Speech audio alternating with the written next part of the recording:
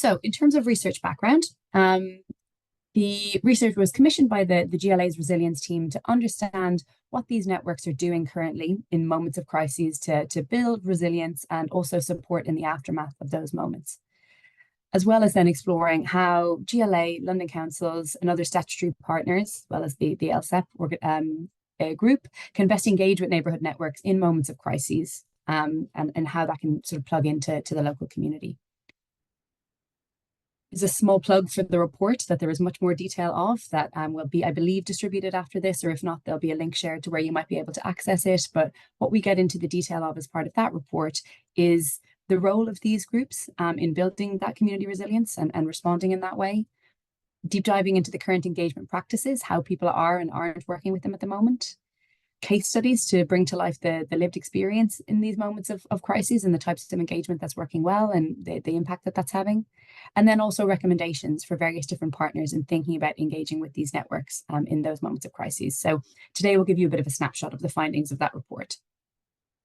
In terms of our approach, I'll run through this really quickly, but just to give you a sense of what we did to get the findings we'll share with you today, there were 4 phases.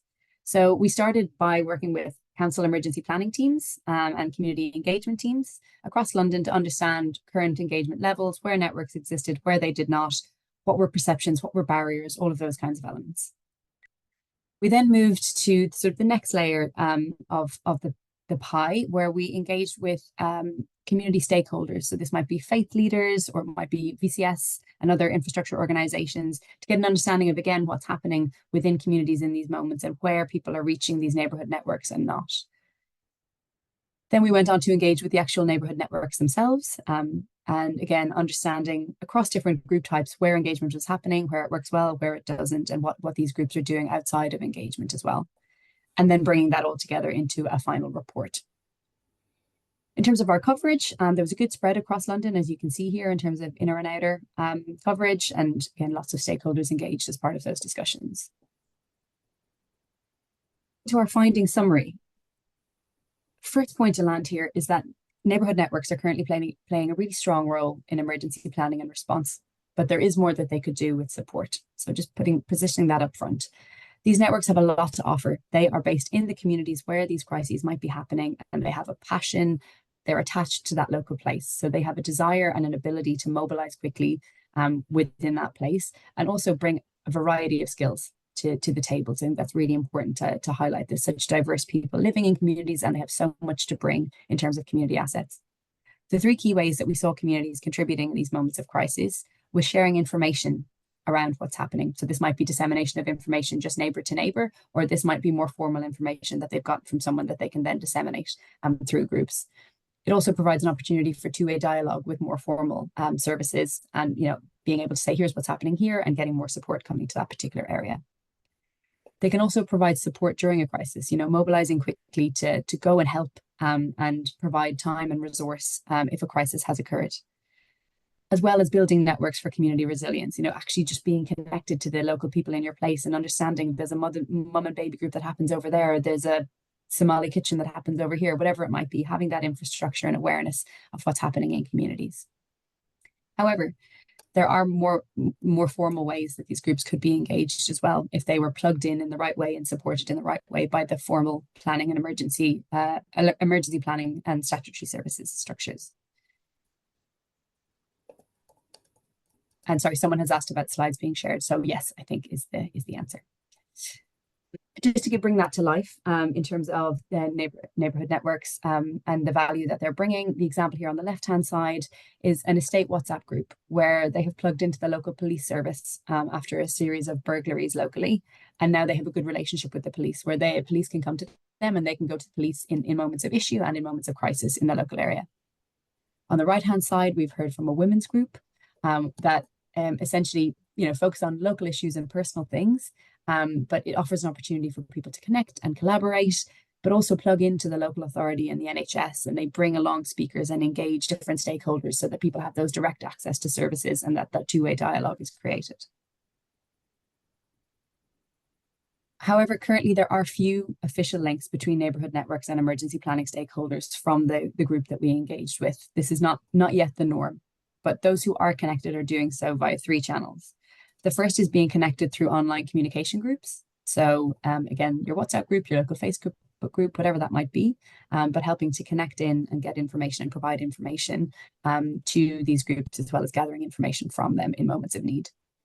Through stakeholder engagement via local forums. So again, going to things like your residents association or your police ward panel, whatever that might be, your neighborhood watch. So those more formalized hyperlocal networks. And then also through coordinating responses with grassroots community organizations. So again, those your food banks, your mum and baby group, whatever that might be, but working with those hyperlocal networks to try and disseminate information and support in that way. Where we have seen this happen and heard it be most successful, it's often instigated by one very motivated individual who wants to ensure that their community are plugged in that way. Or there's a local infrastructure organization like a VCS that's helping to plug people in that way.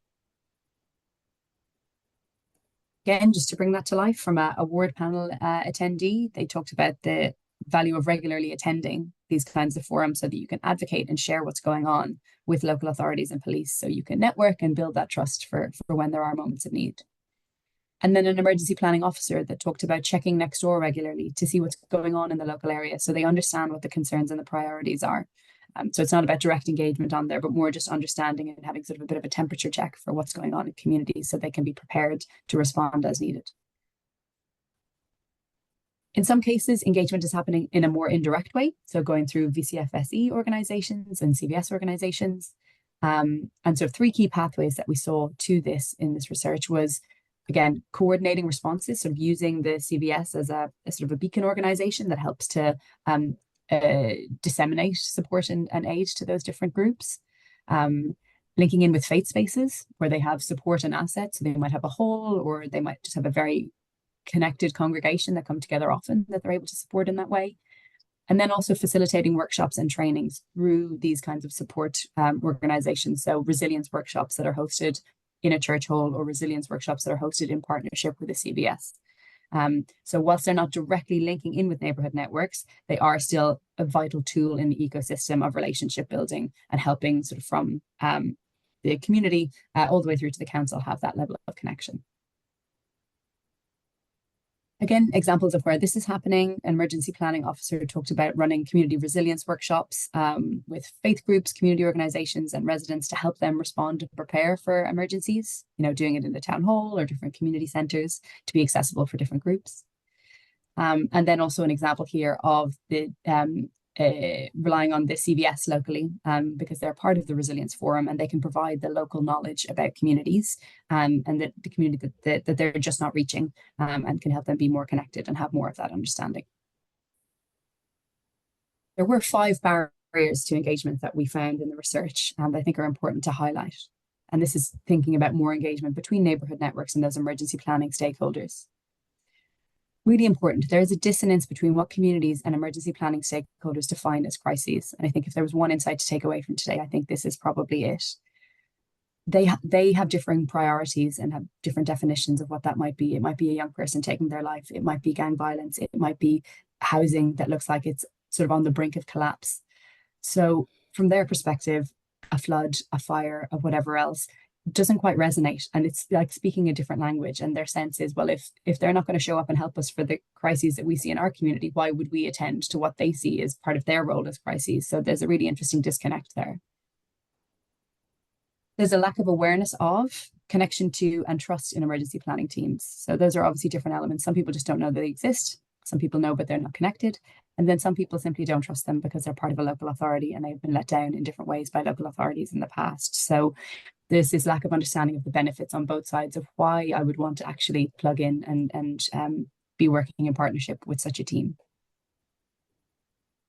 Across the board, from stakeholders to communities, there is limited capacity and resource. I mean, at the moment, more so than ever, people are stretched, leaving them very little time for relationship building outside of work that can be paid for or outside of their own working jobs. Because at the neighbourhood network level, a lot of people are just doing this in a voluntary way. This is just to help their very local area. So that's an important consideration. From the side of community or emergency planning stakeholders, there was evidence of people not seeing the value of engaging with neighbourhood networks. So thinking it's going to be too difficult, there's not enough safeguarding things that we'll have to do with them. It's too much of a hassle. They'll get in the way with some of the language we heard. And this leads to a cycle of disengagement. And people don't mean this with any kind of malice. It's just not necessarily the way that it's been done before. So it's thinking about, it's hard to imagine how the hyperlocal community level who might be untrained might plug in and support the services that are being run. So if you're never seeing the benefit of what happens when you do plug them in, it just perpetuates that cycle of saying, we'll just keep doing things the way that we always have because this is working well enough.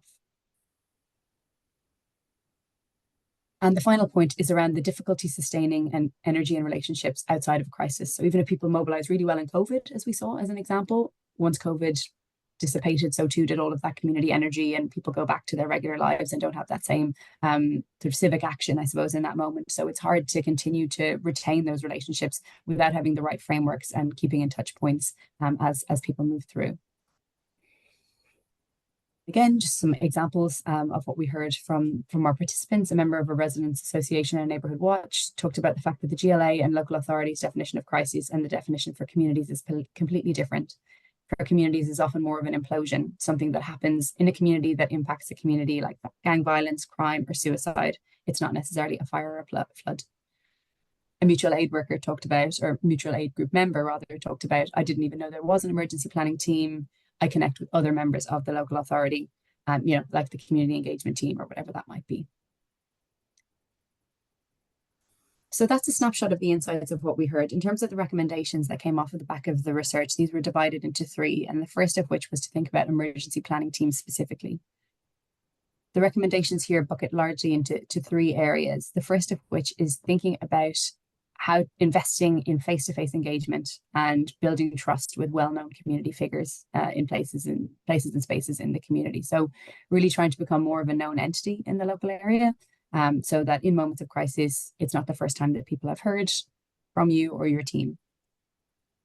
Also crucially, though, we understand many emergency planning teams are very small and have limited resource. So thinking about how you can plug into relationships already being built by your other teams in the council, be that your community engagement team, your housing team, whatever that might be, community safety teams even, using those networks, going along and kind of piggybacking off the relationships that are already built there, less of that siloed working and more cohesively working together to think about how can we build relationships with communities so that when we need to go to them in moments of crisis and need to support them, we have those bridges built already. And then finally, again, I realize this in the context we're in is an ideal world recommendation, but it would be extremely valuable to have dedicated resource in the emergency planning team to think about community resilience and work with communities in the kinds of crises that they define as crises, even if that's a matter of working with other teams that it's more relevant to, but to be seen to be working with communities where it matters to them and at the coalface of their issues, so that when it comes to supporting you in your role, that there's that reciprocity and mutual benefit. Then recommendations that were made to the GLA. Two key recommendations here. The first is around dissemination of best practice, examples, materials, guidance that sort of come across the emergency planning networks, partners, both here in the UK and also overseas, if there are best practice examples to share. And the second point is around facilitating connections with neighbourhood networks where they're known to exist. There's lots of mapping work being done by GLA and other organisations across London. So where there is information being gathered around where people are working in a hyperlocal way in communities, plugging that information back into the emergency planning network so they can have access to that. And finally, recommendations for the LCEP. Two recommendations again here, first of which being around thinking about remunerating and incentivizing neighbourhood networks to actually engage in emergency planning and emergency networks. As I mentioned, these people are often volunteers working at a hyperlocal level. So we need to think about how can we actively get them involved, and fairly incentivizing people for their time is a big part of that. People do not have endless resource. So if you want people to meaningfully engage, there is a need to actually bring them to the table with financial remuneration for their time. And then similar to the GLA, also disseminating best practice and ensuring, again, in the way that you are in a network way, which is wonderful. There's opportunities for people to come together, share, learn from one another, and just disseminate that best practice. And again, thinking about where information might come from neighbourhood networks and that can be plugged back in. So it goes again two ways, so that neighbourhood networks themselves are getting access to that information so they can think about how they might prepare or how they might lock in and plug into local support in their area also. So I'll stop there. I realize it's a lot of information to share in that period of time, but hopefully that was clear. And I think the Q&A is at the end. So I'll pass back over to you, Millie.